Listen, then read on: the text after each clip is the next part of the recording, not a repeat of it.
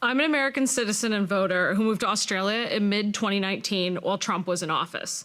With Trump's campaign announcement yesterday, I'm really concerned that many people think Trump couldn't possibly get elected again, when in reality he absolutely could, even if his chances have diminished. So my question is, how do we fight complacency in an electorate where voting isn't compulsory?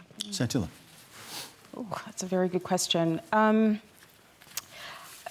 Look, I watched the announcement yesterday, which I found quite interesting. I just want to hear Joe's take on this, since I know that you played golf with Trump at some point. But on more than one occasion. But no, because I found his language in that press conference to be really, really quite interesting, because it seemed like a more subdued version of the Trump that we're sort of used to. And I thought that part of it was him making a point, because clearly, you know, Ron DeSantis has come to the fore as the preferred Republican candidate for 2024. And Trump is clearly playing on his popularity and the fact that he was using language that was talking about this movement and bringing the movement of people together and sort of putting himself on the backside of everything was really quite interesting. It was interesting hearing his language and how that's going to play out, and whether or not his popularity will be enough to build that momentum and get him that Republican Party support, because clearly the Republican Party see Ron DeSantis as their front runner. Joe? Well, it's a good point. He was very measured at the press conference. How was he on the golf course? You know, he's quite engaging. I mean, you know, he doesn't cheat. Really? Really? No, really. Bill Clinton cheats on the golf course. He likes to play the same shot 5 times. Although of course, Donald Trump accused everyone else of cheating, didn't he? Well, that's right, of course. And you, Joe Hockey, said there may have been some truth to the idea that there was conspircy at the 2020 election, didn't you? Well, no, I didn't say that. Oh no, I think I've got the quote. You were asked on radio. You were asked on radio, was it possible that was it possible? And, oh, for sure. The question is whether it is enough to change the election outcome. Yeah. You also questioned. You said it was hard to believe that 3% of voters in DC backed Biden. That does suggest that conspiracy is afoot, doesn't it? Well, no, not conspiracy, because what you have is voter suppression. And you know, let's be real about it. I am strongly opposed to this voluntary voting system in the United States, because it means that both parties are trying to rile up their base with the most extreme language to get them to vote. And what should happen is what happens in Australia, that we battle for the middle ground, the middle vote. In America, it's quite interesting, at the midterms, the Republicans won 5 million more votes than the Democrats in these midterms, and yet it was a close result. And it was because independent voters were abandoning the Republican Party primarily because of Donald Trump. Well, hold on, you dodged Stan's question though, Joe, because that statement, I recall that statement at the time where you questioned the high vote for Biden. It was actually 87% in Washington, No, DC. it was 94%. No, it was actually 90% when Clinton 4 years earlier. But the problem with you making a statement like that as a former ambassador, a former senior cabinet minister, with all the disinformation and misinformation and undermining of democracy, it just added fuel to that fire. And you should have known better about that. We are facing a battle between authoritarianism and democracy around the world, and our democracies, many democracies, are being attacked at home. The disruption, the degrading, the diminishing of our systems and our values. Okay, now we've thankfully here had a really strong bipartisan pushback on that with countering foreign interference laws and other cybersecurity laws that we're building up. But we have a responsibility to actually protect and defend democracy, not to question and even skirt on the edges of conspiracy theories, and that I think is a problem. So let me get back to the question. Oh, you didn't. So, you know, thanks for that, Peter. You're welcome. But let me just get back to it. So the fundamental issue is the Republican Party now is going to have a hell of a civil war between the Trump forces and the people that want to claim back the Bush-Reagan type of Republican Party. It's going to play out over the next 2 years, and it will be Ron DeSantis on one side and Trump on the other. Well, I want to bring Gideon Rachman, because you've written a lot about this. You've written about the strong man and the political, you know, the appeal of the political strong man. Can Trump get elected president again? Yeah, I agree with the question. I think he can. I mean, I don't think I think it's looking less likely than it did a week ago, but I think he's still probably the front runner for the nomination, particularly if you have a large field. If it's just Trump, DeSantis, maybe he'll lose.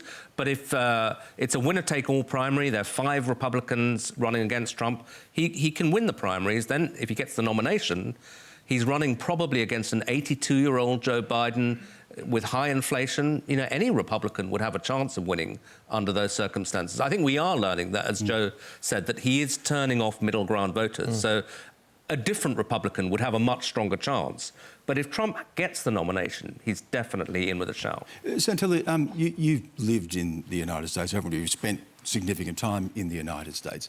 I was interested in something you said, which goes to the division. And we know that it's a country that is deeply divided, whether it be class or geography or race, and that you felt unsafe there. Tell us about that. I did. And I wrote a piece about it for The Monthly, which I essentially talked about the failure of the Department of Foreign Affairs and Trade travel advice, because they do give specific travel advice for queer travellers, elderly travellers, and women travellers. But when it comes to cultural, religious and racial diversity, there is no specific travel advice. And so I was travelling to a very remote part of the US, which was predominantly white. It was 98% white. And I felt, and it was 2 hours away from a town, so it was in upstate New York, it was 2 hours away from a town called Buffalo, where early in the year there was a shooting where 10 black people were killed in a race attack. And I looked to my government for advice about how to move in that environment, because, you know, racism is everywhere, it's here as well, but it is very different in different contexts. And it was, how do you move in those spaces? Are you equipped? And I felt it very acutely in the US. You felt unsafe? I felt absolutely unsafe in that environment. In a bigger liberal city like New York or LA, it's very different because it's very diverse and there's certain spaces that you can move in. But when you are in an environment where, you know, it's very remote, it's very isolated, and you've got white people, you know, driving around in these big trucks, and, you know, they've got guns. And, you know, when I'm walking down the street, I am black. I am not Australian. I am a black person in America, and that I take on everything that comes with that. And so, yeah, it was a very, very interesting experience. And it was something that I sort of thought that I wish my government thinks a lot more about. But to the question around, and to the point around what's going on with the US, with democracy and the undermining of the electoral system there, particularly with the midterms, what we've seen, whether it's with the Republican Party and the gerrymandering and all of that sort of stuff, I want to ask Peter, because, you know, the Australian government, we clearly have a very close relationship with the US. That's a strategic relationship. And the way things are playing out in the US, it is going to get messy and it is going to get complicated, but we are signatory to this alliance, which makes us in many ways beholden to the political decisions that the US makes when it comes to foreign policy. And I wonder, at what point does Australia begin to rethink, or at the very least reimagine what that relationship looks like? Because, you know, with the Republican Party, someone like Ron DeSantis might not necessarily be very keen on backing Ukraine, for example, you know, and all sorts of other foreign policy decisions. And will Australia just sort of, you know, be in lockstep with the US, irrespective of the political party or the president that's in charge? And when do we start to consider our own values and sort of go, well, that's not really right? That's a good question. I mean, I think the alliance, of course, is an important one. It's an important strategic and security alliance. There's always a debate about how independent Australia's foreign policy is, and I think, particularly under our government, we do have an independent foreign policy to the extent that we are focused on Australia's national interests. And that doesn't always align with our partners or our allies. Sometimes it does, sometimes it doesn't. But the important point is that we are focused on what is important to us. And with respect to the US, I mean, you know, the previous administration, the Trump administration, there were concerns around some of the policies, some of which weren't implemented, like wanting to, you know, leave the Korean Peninsula, which would have left a hole, but things like diminishing the WTO and the rules around trade, which are important to us. You know, I was critical of that at the time. So we don't always agree with the US, and their system is decentralised. There's a lot of inconsistency in their voting, state to state, county to county. Thankfully, in Australia, we have an independent electoral commission and we have compulsory voting, which is really, really important. It gives a resilience to our democracy that some others might not have. But every democracy is different. And I think the relationship with the US is an important one. We welcome the Biden administration's commitment to the Indo-Pacific and to human rights and to a liberal rules-based order. And we're working very effectively with President Biden and his administration. But it should always be about Australia's national interest first. So just on Australia's national interest, who should the next ambassador to the United States go? Well, that's a matter for the Prime Minister. Any names that you'd like to suggest? I mean, Kevin Rudd. Go Hockey 2.0, Kevin maybe Rudd. you'll say that. Well, I thought we liked the Americans. Why would we think Kevin Rudd? I mean, it's like... I think Julia Gillard would be great, to be honest. You know, the main thing is that whoever is what would she bring? Oh, look, I think Julia Gillard's been exceptional since she retired as Prime Minister or lost the election, lost the job. And I think she's held herself with great dignity, and she's measured. You know, the Washington Post is incredibly powerful, and you've got to be totally in lockstep with the Prime Minister.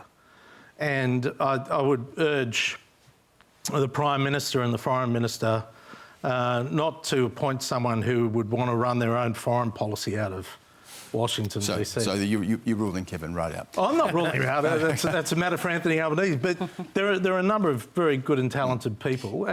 But I would emphasise they should be a former political figure, because you can go up the hill to the Capitol Hill, and there is a dialogue between politicians that is not there between politicians and public servants.